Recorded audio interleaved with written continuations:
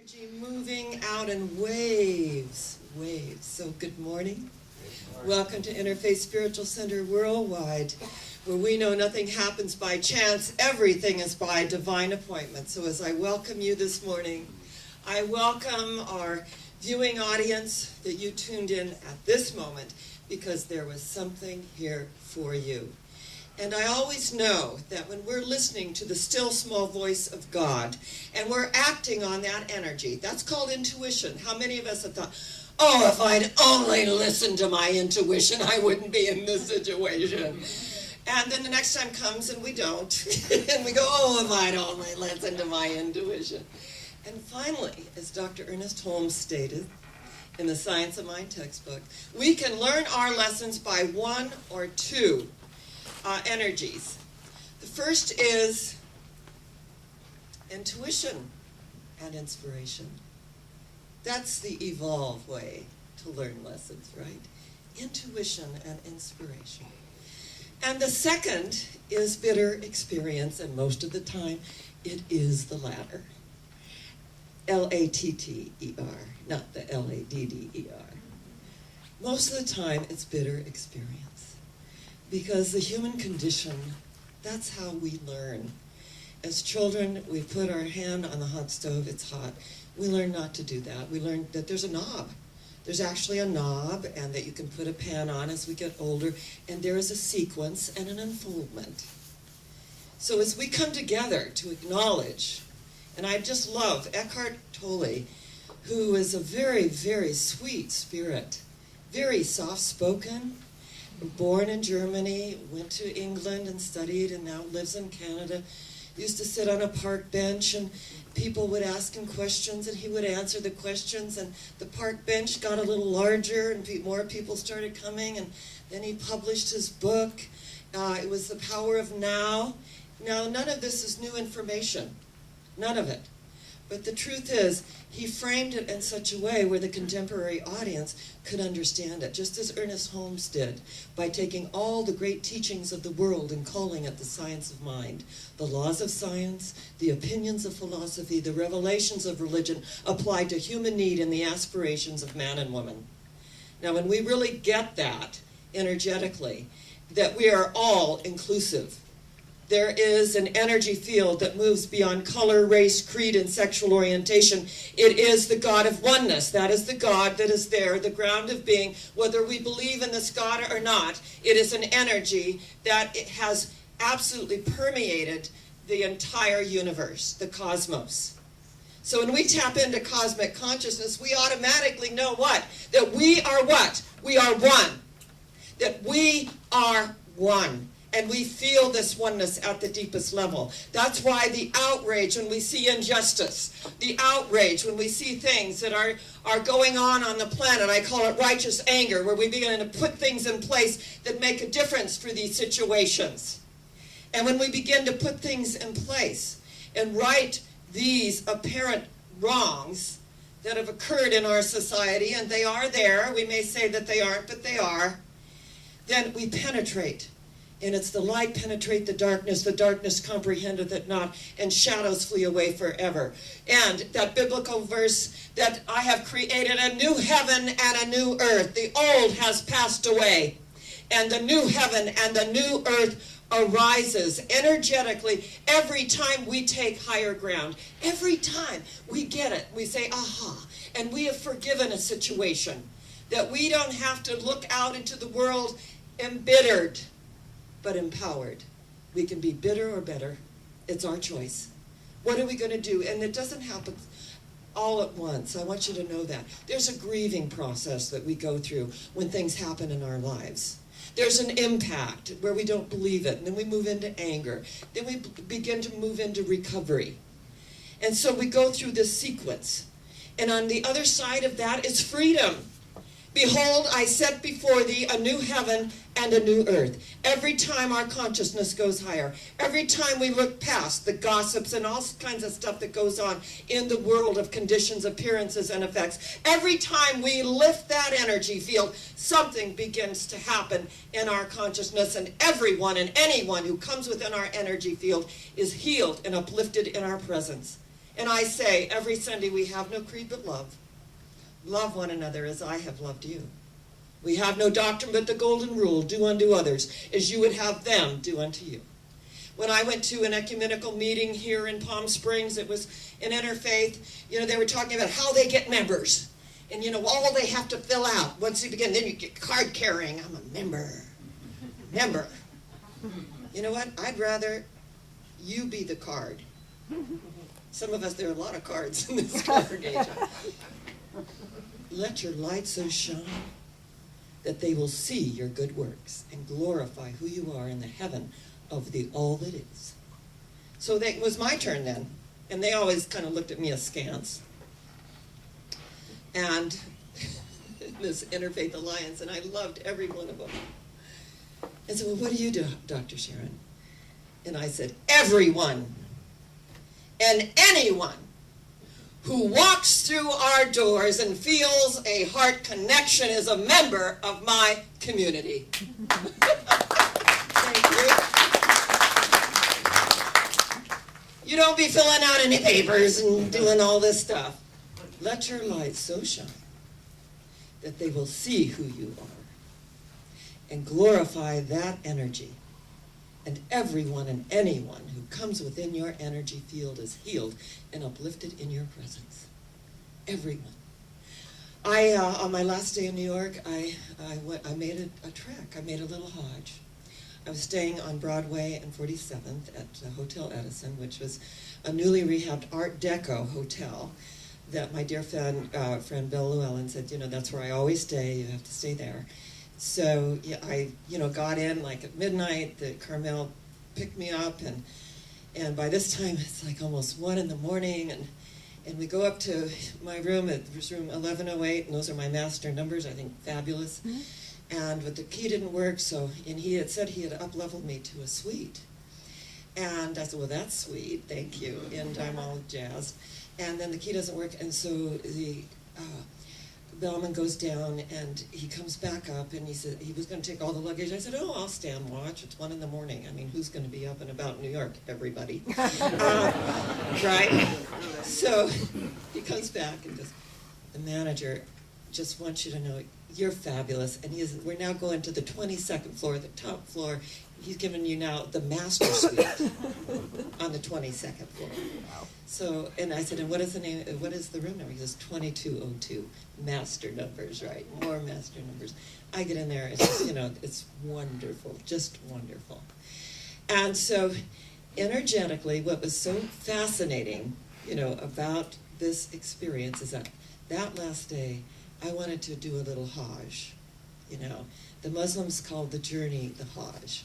Now, I'm not going to Mecca, but I'm going to go to the World Trade Center Memorial.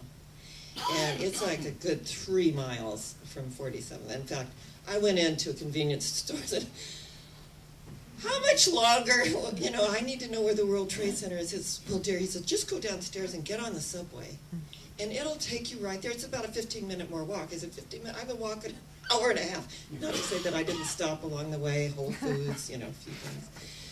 And I said, okay, so I go down. Now, I don't know nothing about subways. So I see this, this thing, and I said, can anyone help me? I've never done this before. So this young, beautiful African-American young man comes up and goes, I'll help you. And he's doing the whole thing, and nothing's happening. He goes, we need a card to renew. He looks around, he goes, oh, there's one. Next to the trash, he picks up a card, he puts it in, renews it, it comes through, right? And then this lovely lady was there, and she said, you get off on Chambers Street, and so they took me, and I got on the subway, and they literally escorted me and what to do, and I got off. I'd never had that experience, and I just said, oh, we all hugged. It was just wonderful, and got off, and I'm feeling very successful.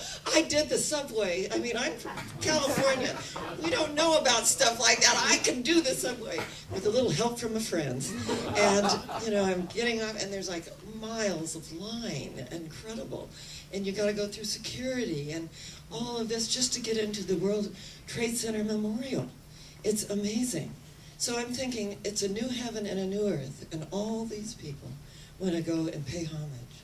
They want to be in this energy field together. There was a spirit of peace and energy, and a kind of a knowingness that the angel of the presence is here in the midst of us as we bear witness to what has happened here on 9/11/2001. And as we went in, there was just such a beautiful spirit in the energy field. And I walked around each, and they've done a beautiful waterfall that goes down, and all the names, and I looked at all the names and the roses and the energy, and I could feel the angel of the presence. And I could see in these names every color, race, creed, and sexual orientation was represented on every name engraved in that marble around each waterfall. And I could feel the spirit of joy, which is the most infallible sign of the presence of God, that energy was transmuted so that everyone that paid homage and gave thanks and had gratitude and the opportunity to be in this space. And then as I looked at the second waterfall, where the second building was, an arc, a rainbow, shone across the entire space of the waterfall. And as I took out my camera and took a picture, I thought of when the rainbow appears, I will remember the everlasting covenant between me and all living beings, because no one dies. We change form. We drop this human expression, this vessel, and we move on in light and energy. And I felt that. I felt the angels, the archangels, and all enlightened beings sharing in this energy from each soul. Each engraving on the marble was a life, was a journey, was a story, was laughter, was tears, was an amazing opportunity to bear witness to the truth that sets us free. And the rainbow appeared. And I will remember the everlasting covenant between me and all living beings. And then a charming little couple said, "Oh, would you take our picture? This was our father." And I said, "I would be honored to take your picture with your father's name engraved on this marble," and took their photograph. And I said, "Just to be sure, I took 3. And we took a picture of that father that was there in that energy field, and that opportunity to be there. And they had come from another country. And I really didn't ask. It looked kind of like Germany or something, or Sweden. And there was a reverence. And there was an energy. And then when I called for my driving service, I walked out, and it's 90 West. And then across the street was the Marriott. And they said that was a good landmark for my driver to pick me up. So I walked over, and there was a man out there that was part of the Marriott, and he was like a greeter, and he was getting cabs for people, and he was, just in the whole energy field. And I just had this amazing experience. And he said, "God has graced me today.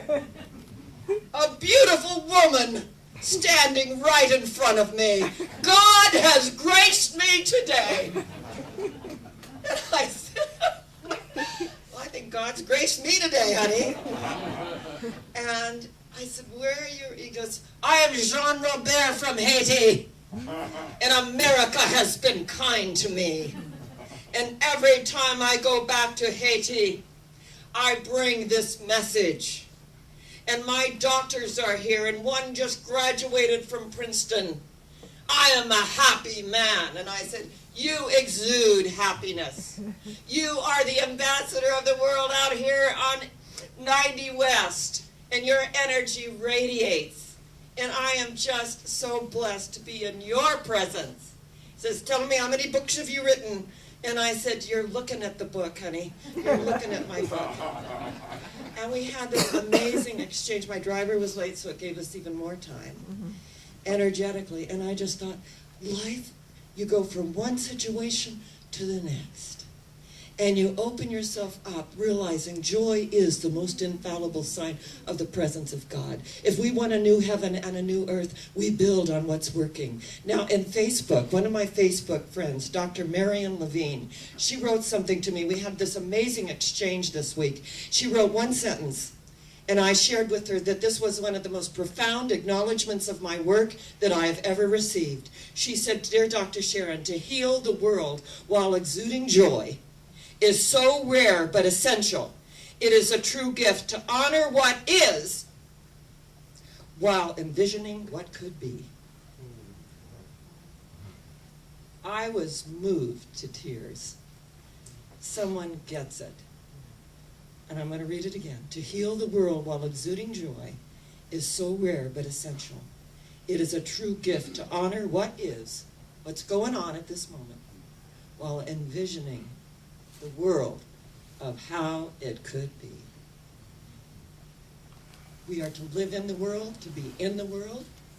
When the Apostle Paul said, "I look through the glass not darkly, but face to face, to the truth of my being," he was honoring who he was. And it wasn't always that way with Paul. Remember, he was Saul of Tarsus. He murdered Christians. And then one day he was riding out on his horse. And this is the year of the horse. So be careful if you get on a horse, if any of you plan to. And this white light appeared. This beautiful white light. It threw him. See, when we're thrown in consciousness, it throws us to the ground. It threw him.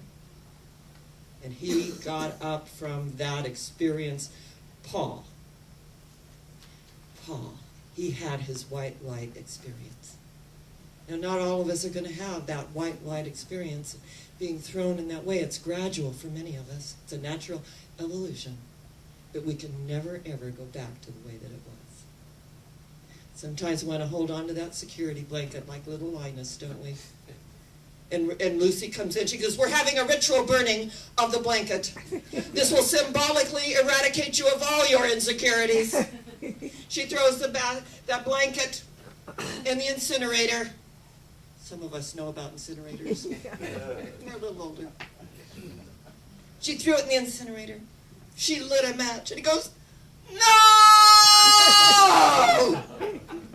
Grabs it and runs. And I thought, he just wasn't ready to let go. Right? If we're not ready to let go, keep holding the blanket. But when you're ready to let go, let it all go. Let the light penetrate the darkness. Let the energy arise in you where you can stand out there on 90 West in New York City and say, "God has blessed me today." Thank you, God, that we can come together as one, as we can come together and embrace what is working. It's a new heaven and a new earth. The old heaven and the old earth have passed away. What was has passed. It's a new day. It's a new opportunity to arise in the truth that sets us free to be who we are. I love this life. I would never be in any other way of life. And I love the idea that I am a co-creator with the all that is. Thank you, Father, Mother, God, for this beautiful life, for this new heaven and this new earth. Because where are we going? We are going higher yet. Where? Higher yet. Where? Higher yet. And so it is. God bless you.